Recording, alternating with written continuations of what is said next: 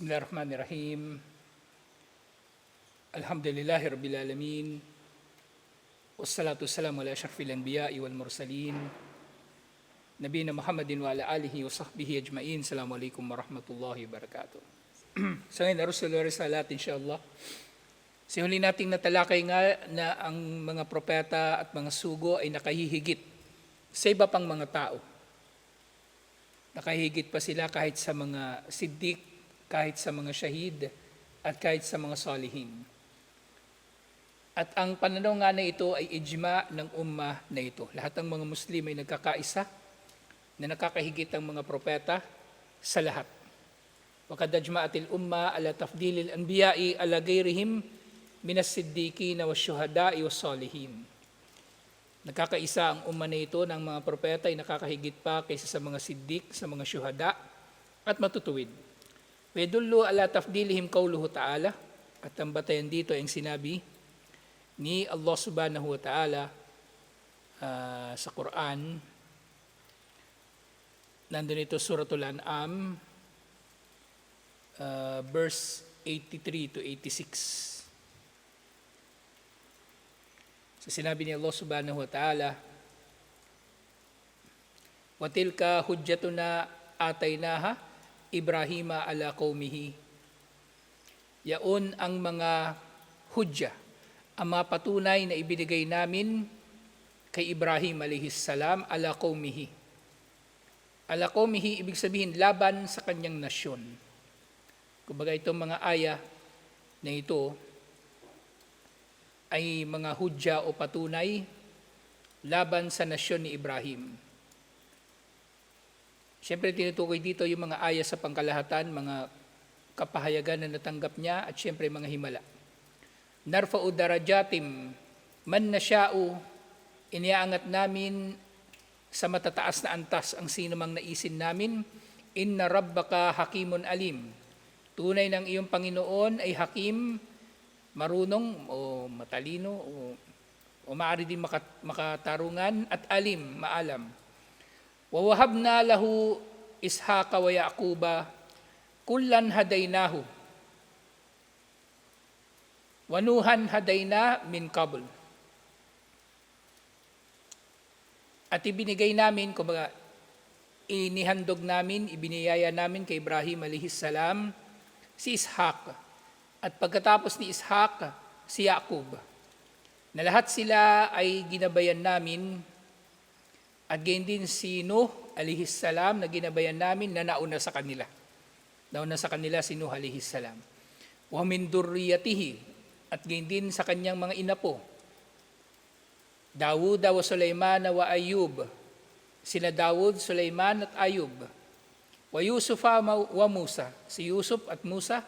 Wa Harun wa kadhalika najzil muhsinin. At gayon din si Harun. At ganito nga namin ginagantimpalaan ang mga muhsin, ang mga matutuwid. Wa Zakaria wa Yahya wa Isa wa Ilyasa kullum minas salihin. At sina Zakaria, Yahya, Isa at Ilyas, lahat sila ay kabilang sa mga matutuwid. Wa Ismaila wa Yasa wa Yunusa wa Luta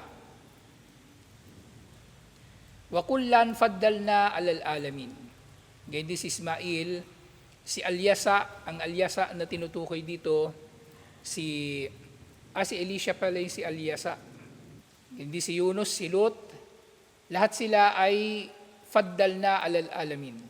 Lahat ng mga tao na ito, mga propeta na ito ay hinirang namin at ginawa namin silang nakahihigit sa lahat ng mga tao.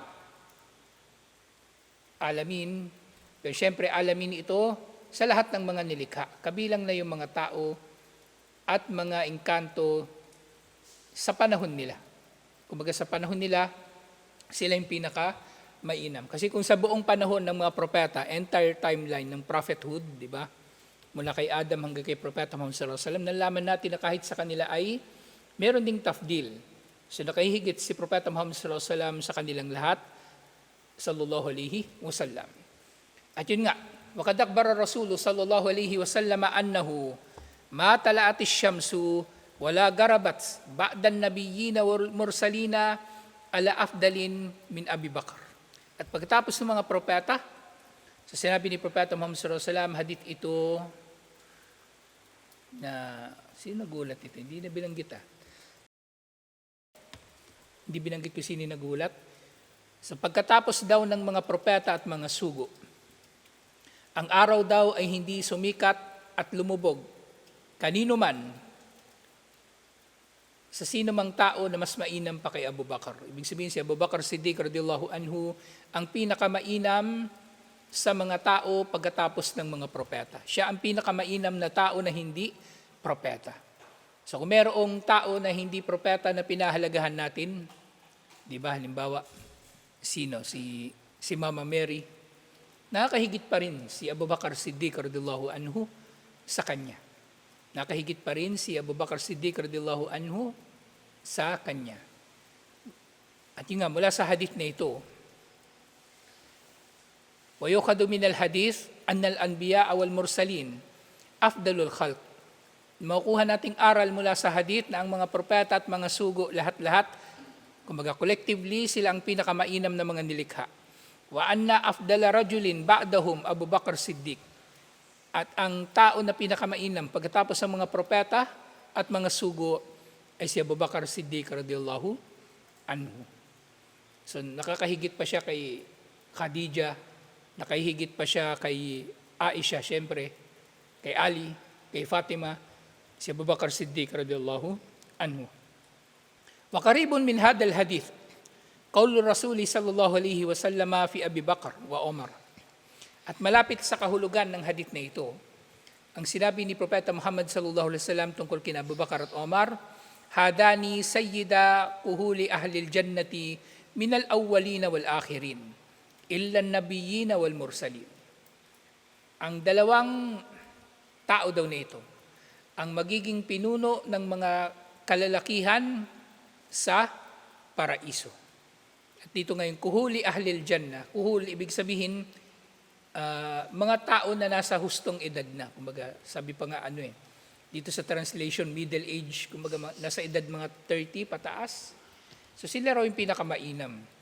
Ngayon hindi na natin alam ano yung relevance, bakit binabanggit pa yung edad na ganito. Liban na lang sa ang nalalaman natin, ganito yung magiging edad ng mga tao sa paraiso. Kasing edad nung kung anong edad ni Isa alayhis salam nang kinuha siya ni Allah. Yun ang nababanggit ng mga scholar. So, sila ang pinuno ng mga tao sa paraiso. At sila, kumbaga, ang magiging pinuno ng mga tao mula sa kahuli-hulihan o mula sa kauna-unahan hanggang sa kahuli-hulihang mga tao.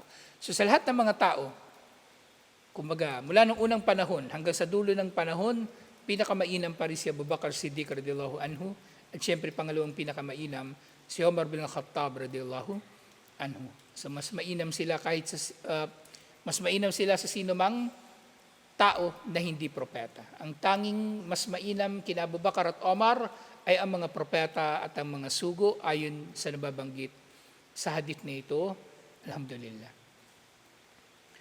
Nga waqad rattaballahu ibadahu as-su'ada'ul ladina an'ama alaihim arba'a maratib.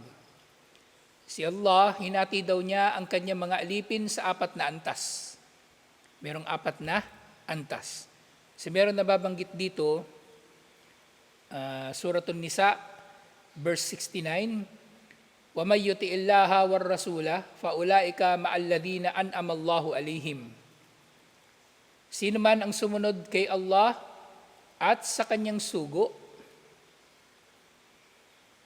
sila yaong mga makakasama ng mga biniyayaan ni Allah o yung mga nakatanggap ng biyaya ni Allah. An'amallahu alayhim. Diba? Ito rin yung suratul Fatiha. Siratul ladina an'amta alayhim. So hinihiling natin kay Allah sa suratul Fatiha na mapabilang tayo dito. Na magiging kasama ng mga biniyayaan ni Allah. At 4 nga ito. Yung 4 na kategory ng mga tao sa aya na ito. Minan nabiyina, was siddiqina, was syuhada'i, was salihin. So yung mga sumunod daw kay Allah at sa kanyang sugo, sila ay kapiling ng mga biniyayaan ni Allah ng mga propeta, ng mga siddiq, ng mga syuhada, at ng mga salihin. Nabiyin, propeta. Siddiq, yung mga, siyempre, pinakamataas na antas ng mga tao. Syuhada, yung mga nasyahid sa maarakas, sa labadan, at salihin, yung mga matutuwid ng mga tao sa pangkalahatan.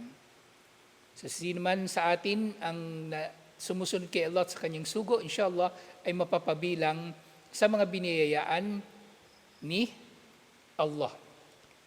Ng mga biniyayaan ni Allah, at apat ang tinukoy nga dito. Yung nabiyin, siddiqin, syuhada, at salihin. Ba't hindi binanggit dito yung mursalin?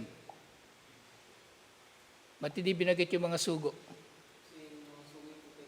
Napapabilang na sila doon sa nabiyin. Kasama na sila doon sa nabiyin.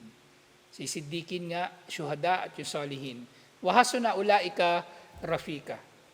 At napakainam ng mga ito na maging kasama, alhamdulillah. So ito yung magiging, kumbaga, antas nung mga tao, inshallah, na kumbaga, iba't ibang antas ng mga tao ayon sa sinabi ni Allah na makakasama ng sino mang sumusunod kay Allah at kay Propeta Muhammad sallallahu alaihi wasallam. Fa'awalu hadihil maratib wa a'laha al-anbiya. So nga, una sa mga antas na ito at pinakamataas nito ang mga propeta, pagkatapos ay siddiqin, tapos syuhada at ang salihin. So yung mga hindi saleh, diba? Kasi hindi naman lahat ng Muslim maabot sa antas ng pagiging saleh. So maaring marami pa silang pagdadaanan, pero bandang huli, sa paraiso, magiging kabilang o kapiling sila ng mga saleh, ng mga matutuwid, inshallah. Kaya mainam para sa tao na makamit, sikapin na lang niya na makamit din ang antas na ito, inshallah. Yung salihun. Pagiging matuwid, inshallah. Hindi na tayo magiging propeta. At syempre, mahirap din naman na makamit yung antas ng pagiging siddiq. Kahit yung pagiging syahid. Kung wala namang jihad, walang paraan para maging syahid. Liban na lang sa ilang mga natatanging paraan. At syempre sa mga salihin, ito yung pinakamadaling antas na pwede nating makamit, inshallah, ang maging matuwid. Ang maging matuwid. So itong mga bagay na ito, ay hindi nga ito, kumbaga, na nilalaman ng relihiyon na ito pagdating sa paniniwala natin sa mga propeta, ng coincidence lang. Kumbaga hindi ito bagay na inimbento lang ng tao. Ito ay bahagi ng sunna ni Allah. Kung paano niyang itinatakda ang pagkapropeta sa sino man, paano niyang, kumbaga, isinasabatas ang iba't ibang mga bagay sa mga propeta at paano silang kumikilos ayon sa kanilang pagkapropeta. Kaya ngayon pagkapropeta, malinaw sa Islam, alhamdulillah. Samantalang sa kuffar, malabo sa kanila yung pagkapropeta. Merong mga tao hanggang ngayon nag-aangkin na sila ay propeta, nakakatanggap di umano sila ng kapahayagan mula kay Allah. At kung ano yung mga pakulo nila, kilala nila, na nagagawa nila para maituring silang propeta. Malabo. At actually, kahit nung panahon ni Propeta Muhammad sallallahu alaihi wasallam, si Musaylimah al-Kadhdhab, nangarap din siya na magiging propeta. At si Musaylimah, saka ko lang din nalaman parang bago lang, nung isang taon lang. Ang Banu Hanifa pala, doon nga sa Riyadh, nabanggit ko na yata ito sa inyo nung nakaraan. Hindi pala sila mga pagano, mga Kristiyano ang Banu Hanifa. Mga Kristiyano sila. Naalaman ko yan kasi nung may isang panahon, actually hanggang ngayon naman pinipintasan si Muhammad bin Salman, yung prinsipe ng Saudi Arabia. So mayroong mga namimintas sa Ali Saud, sabi nila yung Ali Saud daw, ang mga ninuno daw nila mga Hudyo. Merong historian, meron siyang video. Sabi niya, hindi mga Hudyo ang ninuno ng Ali Saud. Mga Kristiyano sila. Ang Banu Hanifa, yung mga tao sa Riyadh. Hindi sila mga Hudyo. Hindi sila mga Hudyo. Mga Kristiyano sila. O hindi rin sila pagano. At hindi rin sila pagano. So si Musaylimah, nangarap din siya na magiging propeta. Actually ngayon, maraming mga tao ang nangangarap na magiging propeta kung anong ginagawa nila. Nagpapakagutom o nagpapakamonghe na naghahangad na magiging propeta o kaya magiging santo. Hindi nga nila alam pinagkaiba ng dalawang yun pagiging propeta at pagiging santo. Hindi malinaw sa kanila ang pinagkaiba. Pero sa atin, alhamdulillah, yun nga, la majala lil musadafa. Sa ating relihiyon, walang lugar yung tsambahan. Walang lugar ang tsambahan pagdating lalo na sa usapin ng pagka-propeta. So hindi nagiging propeta ang sino man ng basta-basta lang. At hindi siya magtatanggap ng wahi ng basta-basta lang. Ito ay merong sistema. Yan sinabi, kad yadunnu dhanun anna lil musadafati huna mahallan. So inakala ng ilang mga nag-aakala na pwedeng tsambahan lang ang usapin na ito ng pagkapropeta. Wa anna minal anbiya'i man asabathun nubuwatu wa huwa la yastahiqquha. Na mayroong mga tao nag-aakala kahit sino pwedeng maging propeta. Na maaring magiging propeta kahit yung tao na hindi naman karapat dapat na maging propeta. Ma'adallah, nagpapakupkup tayo kay Allah sa ganitong inaakala ng mga tao. At ganito nga, yung mga tao. Kasi alam ko ito, kasi nung nabanggit ko sa inyo nung high school, aktibo ako sa simbahan mga first year high school, ganon. Nag-volunteer catechist ako. So yung nakikita ko yung mga tao doon, yung mga nag-aaral magpari, yung mga magmamadre, yung mga nagbo-volunteer sa simbahan, talaga nagsisikap sila magpakabanal. At iniisip ko, bakit ba ganito itong mga tao na ito? Ayun nga, yung naghahangad sila na makakarating sila sa antas ng pagiging santo o antas ng pagiging propeta. At alam ko yung iba sa kanila, mukhang matuwid naman kung sa kanilang mga gawain. At merong iba sa kanila na alam kong ipokrito. So, kung yung mga tao, ganito pag-unawa nila na ang pagka-propeta ay darating na lang kung kani-kanino, tsambahan, edi kahit sino pala pwedeng magiging propeta. Kahit yung rapist, pwedeng maging propeta. O ngayon, di ba? Sino yung mayor ng Albuera? Ngayon, banal na siya, tapos salamu alaikum pa. Yung drug lord. Baka mamaya yun, yung tao na yun, mag-aangkin din yung propeta kasi yung hinahangad niya, kabanalan. So, hindi pwede. Walakin Allah al-alimul hakim, al-khabir, nadara fi ma'adinil ibadi wa kulubihim. Pero si Allah na alim, nakakaalam, hakim, matalino, at khabir, nakababatid, nakita na niya ang maadin ng kanyang mga alipin at ang kanilang mga puso. Nakita na niya ang, kumbaga, iba't ibang mga alipin niya. Yung maadin, di ba, yung bakal na minimina? O, halo-halo yun. So nakita niya yung mga alipin niya na, kumbaga, katulad ng kung paanong lumilitaw yung maadin, yung mga miniminang bakal, at nakita na niya ang kanilang mga puso. Waqtara minhum wastafa al-afdalul akmal. At doon nga, nalaman na ni Allah kung sino sa kanila ang pinakamainam at pinaka-perpekto at hinirang niya sila. Hinirang niya sila. Kaya nga nung doon sa tinatalakay natin yung sira, di ba? Si Propeta Muhammad sallallahu alaihi wasallam, nagmamadali siya nung pinatawag siya ng Quraysh. Sa pag-aakala na baka magmumuslim na ang Quraysh. Kasi sa kabila ng lahat ng nangyari, nananatili ang pagmamalasakit ni Propeta Muhammad sallallahu alaihi wasallam sa Quraysh. Ang Quraysh pumatay ng mga Muslim. Ang Quraysh nagpahirap sa mga Muslim. Pero sa kabila nun, sa kanyang sobrang pagmamalasakit, hinahangad pa rin niya na magmumuslim ang Quraysh. At lalo-lalo na siyang nabuhayan ng loob. Kasi di ba, yung tinatalakay natin ngayon, yung pag-uusap nila ni Abu Jahal, kakamuslim lang ni Omar at ni Hamza sa panahon na yon. So parang hopeful siya. Masyado na kung si Omar nagmuslim, maaring yung iba pa magmumuslim din. Kaya ganun siya. So nga sa kanyang kaalaman, si Allah, di ba, babalik tayo sa qadar, nalaman na ni Allah kung sino sa atin ang magiging mapagmalasakit.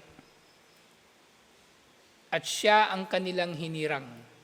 At sila ang kanyang hinirang na magiging mga propeta. Yan nga, al-afdalul akmal, wa sadaqallaha, At si Allah ay nagsabi nga ng totoo doon sa kanyang sinabi, Suratul An'am, verse 124, Allahu a'lamu haythu yaj'alu risalatahu. Lagi nating nababanggit na aya.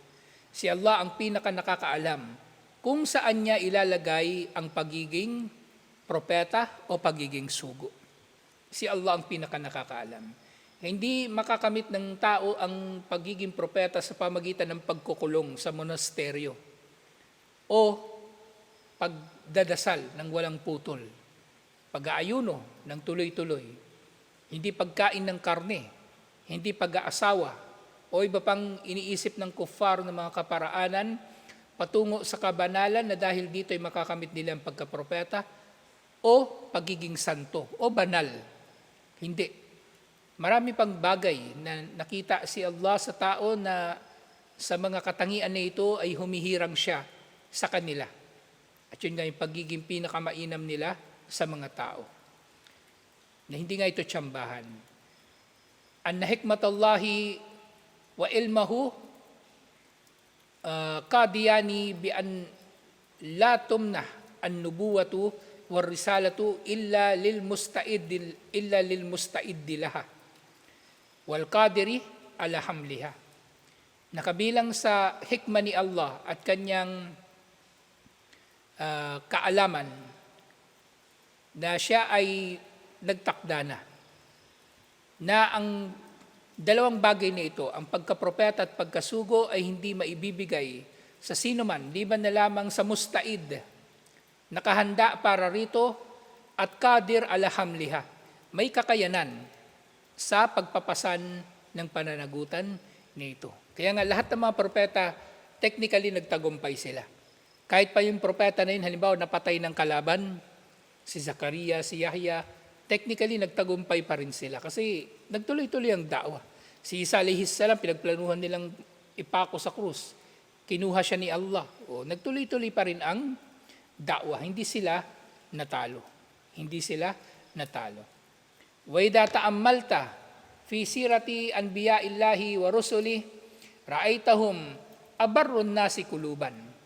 At kung pagmumuni-munihan mo ang talambuhay ng mga propeta ni Allah at kanyang mga sugo, makikita mo na ang mga propeta at mga sugo ni Allah, sila ang pinaka matuwid ang puso. Sa lahat ng mga tao, sila ang pinaka matuwid ang puso. Pinaka dalisay ang puso. Wa amakahum ilman, sila ang pinaka malalim ang kaalaman. Wahdarahum badihatan, at sila yung pinaka, kumbaga, matalino. Sa bukod doon sa kaalaman na tangan nila, matalino rin sila. Wasyadduhum tahammulan, at sila yung pinaka matiisin. Wa arkahum tibaan, at sila yung pinaka, kumbaga, arka, pinaka malumanay sa kanilang natural na ugali. So, ganun ang natural na ugali ng mga propeta. Mapagmalasakit, matulungin, maawain, at iba pang mga katangian na nakikita nga natin sa mga propeta, lalong-lalo na kay Propeta Muhammad sallallahu alaihi wasallam, kasi siya naman yung propeta na marami tayong nalalaman tungkol sa kanya. Yung ilang mga propeta, yung ibang mga propeta, wala tayong masyadong nalaman sa kanila, di ba? Pero nalaman natin na ganun din ang ugali nila. Halimbawa na lang, di ba, si Ibrahim alayhis salam, di ba nakikipagtalo pa siya doon sa mga anghel. Kasi sabi ng mga anghel, nandito kami para wasakin yung bayan ni Lut. Pero nakipagtalo pa sa kanila si Ibrahim, awahun halim, si Ibrahim alayhis salam daw, siya raw ay mahabagin at matiisin. Na sa kabila ng kasamaan ng nasyon ni Lut alayhis salam, si Ibrahim alayhis salam nangatwiran pa para sa kanila, na ipagpaliban yung parusa. Ipagpaliban ng parusa. Biruin niyan si Ibrahim alayhis salam. Nalalaman natin ang paninindigan ni Ibrahim alayhis salam. Diba? Ilang beses niyang ibinuwis ang kanyang buhay sa paninindigan sa tauhid. Nang binasak niyang rebulto. O, diba? Nanganib ang buhay niya doon. Itinapon siya sa apoy. Tapos napunta sila ng Egypt, nagdawa siya doon. O, nanganganib din yung buhay niya doon kasi siya lang mag-isa doon, wala naman siya kasama doon eh. O, tapos yung nangaral siya doon sa mga sumasamba sa bituin, sa araw, sa buwan, o mag-isa lang siya doon. May kita natin yung tapang ni Ibrahim alayhis salam. Pero nang dumating na yung mga anghel para parusahan ang nasyon ni Lut alayhis salam, nakiusap pa siya para doon sa mga bading. Kung tayo yun, baka sabihin natin, sige, hatulan mo yung mga hayop na badig na yan para maubos na yung mga yan. Hindi namin alam bakit dumadami yan, hindi naman nanganganak yan eh. Ubusin nyo na, huwag kayong magtitirang kahit sino. Ganun yung sasabihin natin siguro. Pero si Ibrahim alayhis salam, minsan hindi ko rin maintindihan yung ba't may taong mabait eh. Siguro ganun lang talaga sila. Kasi di ba, minsan, inisip mo pa, paano nilang nagagawa yun na nagpapasensya o nagpapaumanhin, di ba? Parang inisip mo, ang tanga naman. Parang minsan minamasama mo na eh. Parang minsan mamasamain mo na yung kabaitan nila eh. Parang ang tanga naman nito, ba't hinahayaan niyang inaapi siya? Oh, di ba? Niloko na. Sige lang, okay lang. Parang nakakainis minsan eh. Minsan niisip mo, ikhlas ba to? Baka naman, pakitang tao. Pero yun nga, siguro totoo nga may taong gano'n kasi si Ibrahim alayhis salam, gano'n eh. Si Propeta Muhammad sallallahu alaihi wasallam, gano'n din. Di ba, Fathu Makkah, di ba? Napangibabawan na niya yung Quraysh. Si Abu Sufyan, nasa ilalim na ng kanyang paa. Kumbaga, wala nang ilalaban ng Quraysh. Pero nung nagkaharap-harap na sila, pinatawad na lang niya. Lahat-lahat sila. Pinatawad niya silang lahat. Idhabu fa antumut tulaka. Umalis na kayo, humayo na kayo dahil kayo ay malalaya. At inulit pa niya yung sinabi ni Yusuf alayhis salam. O yun pa, si Yusuf alayhis salam, di ba? Trinaydor siya ng mga kapatid niya. O nung nagkaharap-harap sila dun sa doon sa kanyang palasyo. O sabi niya, la tathriba alaykumul yawma. Walang paghihiganti sa inyo sa araw na ito. So, tama talaga itong ganitong, kumbaga yung binanggit na ito ni Sheikh Omar al-Ashkar rahimahullah, na ganito talaga yung mga propeta. At niya, sabi niya, fala ajab an yaktarahumullahu liyakunu umana'u wahyihi. At hindi na nga nakakapagtaka na ihirangin sila ni Allah, pipiliin sila ni Allah na maging mga tagapag-ingat sa kapahayagan ni Allah. Hindi na nakapagtaka na sila yung pinili ni Allah. Hindi tayo. Kasi baka pag tayo, hindi naman, kumbaga tayong gagawin propeta, halimbawa, kung sa ugali natin ngayon, tayong gagawin propeta, nagdadawa tayo, tapos, halimbawa, tayo si Propeta Muhammad sallallahu alaihi wasallam, tapos ito yung ugali natin ngayon, nagdadawa ka, tapos biglang dumating si Abu Lahab, huwag kayong makinig dyan, sira ulo yan, pamangkin ko yan. Baka sinipa na natin yun, di ba? Si Propeta Muhammad sallallahu alaihi wasallam, nagtitiis. Kasi Ibrahim alayhis salam, kasing ugali natin. Baka sinabi pa natin sa anghel, sige na, puntahan nyo na. Huwag na kayong magatubili. Ngayon na, wasakin nyo na. Lahat ng bading, patayin nyo lahat. Ubusin nyo sila. Pero sila yung pinaka mabuti sa mga tao. Kaya sila hinirang ni Allah na maging tagapangalaga ng kapahayagan ni Allah. Kaya nga, subhanallah yung qadar, kapag naiintindihan ng tao yung qadar, maintindihan niya lahat, inshallah sa Islam lalo na. Ito, di ba? May sasangkot na naman natin dito yung qadar. Bago pa nilikha ni Allah yung mga tao, nakita na niya sa kanyang kaalaman kung sino sa atin yung magiging mabuti. Yan, yung mga katangian ng mga propeta na binanggit dito? Sila daw yung pinakadalisay ang puso, pinakamalalim ang kaalaman, pinakamatalino, pinakamatiisin, at pinakamahabagin. Yun sila yung pinili ni Allah. Tapos nakita na ni Allah lahat ng mga mangyayari sa kanila. Tapos kung paano sila magre-react doon sa nangyari sa kanila. Alam ni Allah lahat yun. Pating hindi mangyayari, alam ni Allah. Kasi lahat ng tawag doon probability. Lahat ng probability, nakita na ni Allah kung ano yung posibleng mangyari, ano yung magiging resulta. At bandang huli nakita niya, si Propeta Muhammad sallallahu alaihi wasallam ang pinakamainam sa kanilang lahat. sa lahat ng tao. At syempre iba pang mga propeta. So sila yung hinirang ni Allah, hindi tayo. O hindi yung sino man sa mga tao. Kaya nga, subhanallah yung mga bagay na ganito, kapag nalalaman ng tao, di ba mas tumitibay yung pananampalataya ng tao? Di ba ngayon ba, nararamdaman nyo mas tumitibay pananampalataya nyo? O wala lang? Inantok kayo. Di ba mas nakikita nyo yung pagiging tama ng Islam. Masyaallah, na hindi nga basta-bastang makakamit ng tao ang pagkapropeta. Alhamdulillah. Na nga, pinili sila ni Allah liyakunu umana'u wahyihi. Dahil sa mga katangian na yun ng mga propeta, pinili sila, hinirang sila ni Allah upang maging tagapag-ingat ng kanyang wahi, ng kanyang kapahayagan. Wal amilina ala ikamati dinihi. At silang hinirang ni Allah upang magtaguyod ng kanyang relihiyon.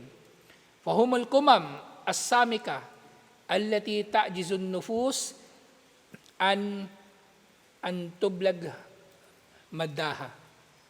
So sila raw ang mga, kumbaga, pinili ni Allah na magiging pinakamataas sa mga tao na walang sino man ang makakapangarap, kumbaga makakapangarap man lang na marating ito.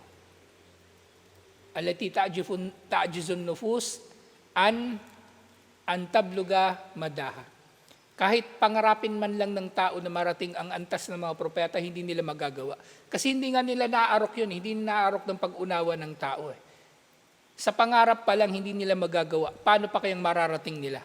Na kung sino-sino na lang ang magiging propeta, alhamdulillah. So ito, napakalinaw na mga propeta talaga ang nakakahigit sa lahat ng mga tao, alhamdulillah. So ito yung wakas ng bahagi na ito. At yung sumunod na bahagi, ito maganda ito, napapanahon nito. Al-matlabu thani, next week na natin ito kukunin.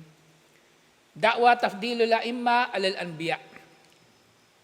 Yung mga sekta na nag-aangkin na yung kanilang mga imam ay nakahihigit pa sa mga propeta, waliyadu billah. So ngayon, bidang-bida na naman yung Iran. Kunwari, ginigera nila yung Israel. So ito, malalaman natin ano ba ang panindigan ng Ahlus Sunnah wal Jamaah sa ganitong katuruan. Alhamdulillah. So tatalakayin pa natin ito next week inshallah. Assalamualaikum warahmatullahi wabarakatuh.